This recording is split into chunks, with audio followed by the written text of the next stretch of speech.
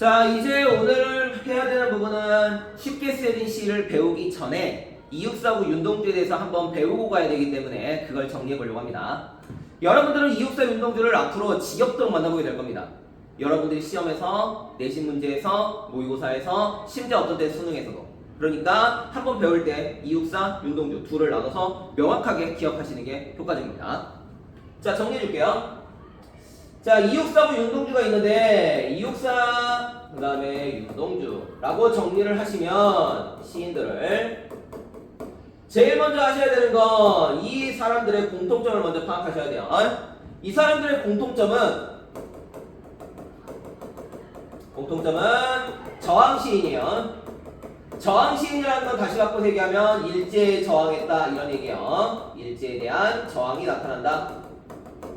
이렇게 정리하실 필요가 있습니다. 이 사람들이 쓰는 대표적인 시대는 1930년대예요. 30년대. 그래서 일제에 대해서 저항하는 시인들이다 라고 기억해야 돼요. 그런데 차이점이 있습니다. 어떤 차이점이 존재하느냐? 이육사 같은 경우는 기본적으로 저항 중에서 무슨 저항이라고 부르냐면 적극적인 저항이라고 불러요. 적극적인 저항이다 라고 얘기를 꺼냅니다. 그에 비해서 윤동주는 소극적인 저항이라고 얘기를 꺼내요. 소극적인 저항이라고 얘기를 꺼내고 있습니다. 왜냐면 그때도 설명했지만 이육사 같은 경우에는 의열단 출신이에요. 그러다 보니까 폭탄 던지고 총 쏘고 암살하고 이런 거여서 되게 거칠고 적극적으로 뭔가 조국의 해방을 위해서 노력하는 모습이 나타나요. 그에 비해서 윤동주는 그거는 좀 다르죠. 이 사람은 일본에 유학 갔던 일본 유학생이에요. 심지어 창씨개명까지 했습니다. 그러다 보니까 적극적으로 투쟁하는 모습이 나타나진 않아요. 그래서 일반적으로 적극적 저항, 소극적 저항 이렇게 얘기를 꺼냅니다. 그리고 여기 이걸 1번이라고 치면 두 번째 차이점 뭐가 들어가느냐? 이육사는 이런 적극적인 저항을 가지고 있기 때문에 작품에서 반드시 주제의식 측면에서 어떤 주제의식이 나타나느냐 라고 하게 되면 자기가 죽어서라도 나라의 독립을 위해서 노력하겠다라고 하는 자기 희생 의지가 나타나요. 내가 죽어도 된다라는 소리예요. 왜? 얘기했잖아요. 의열단 총 쏘고 폭탄 던지고 윤봉길 이런 경우예요. 그에 비해서 소극적 저항이잖아요. 그래서 주제의식은 주로 윤동주는 뭐가 나타나냐? 저항하지 못했던, 적극적으로 싸우지 못했던 자신에 대해서 부끄러워하는 모습이 나타납니다. 그래서 자신의 삶에 대한 부끄러움의 감정이 나타나요. 특히나 윤동주 씨는 이 부끄러움이라는 게 꽤 많이 나타납니다. 그러니까 꼭 기억하고 있으셔야 돼요. 아무것도 하지 못하는 자신의 모습이요. 우리가 알고 있는 쉽게 쓰여진 시에서는 이게 슬픈 천명으로 표현이 되어 있죠. 슬픈 천명. 자, 그러다 보니까 작품에서 성격을 일반적으로 어떻게 정리하고 있느냐? 당연히 적극적으로 저항하고 있기 때문에 이 경우를 가지고 와서 옛날에 쓰던 방식입니다. 남성적이다 이렇게 얘기하고요. 여기서는 여성적이라고 많이 얘기를 꺼내요.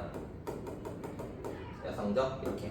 그리고 자신이 부끄럽다는 건 그만큼 반성했다는 얘기죠. 성찰했다는 얘기가 될 거잖아요. 그래서 반성적, 성찰적. 그에 비해서 여기는 남성적이죠. 그래서 지극히 의지적이다. 이렇게 얘기를 꺼냅니다. 어렵지 않죠? 그리고 남성적이고 의지적인 걸 표현하기 위해서 주로 많이 쓰는 방법이 뭐냐? 윤동주는 표현법으로 명령형과 명령형은 끝에가 어라요. 아니면 청유형 끝에가 자로 끝나죠. 을 사용합니다. 또는 어떤 걸 많이 쓰느냐? 배가 고프다 이렇게 하는 표현이 아니라 너무 배가 고프다 이런 표현을 써요. 그렇게 되면 너무와 같이 어떤 품사, 부사의 사용이 많아집니다. 그렇게 하면 자신의 생각을 강조할 수 있거든요. 이해되시죠? 그래서 이 윤동주라고 하는 경우는 뭐가 들어가냐? 계속해서 끊임없이 반성하고 성찰하면서 부끄러움이라는 시어가 끊임없이 나옵니다. 부끄러움이라는 시어가. 그래서 여러분들은 반드시 이 안에서 부끄러움을 기억해야 돼요. 그리고 더 중요한 거, 윤동주의 이제 메인 중에 메인이에요. 이육사한테 없는 윤동주만의 메인. 바로 뭐냐? 이 윤동주는 이런 부끄러움을 느꼈기 때문에 항상 뭐가 나타나느냐? 자아의 분열이 나타나요. 어떤 자아냐? 내적 자아와 외적 자아의 분열이 나타나요. 내적 자아는 현실에 순응해버린 애예요. 그러니까 당연히 부정적이겠지? 그에 비해서 외적 자아 잘못 얘기했네요. 여기가 외적이에요. 외적. 그에 비해서 내적 자아는 순수한 자아예요.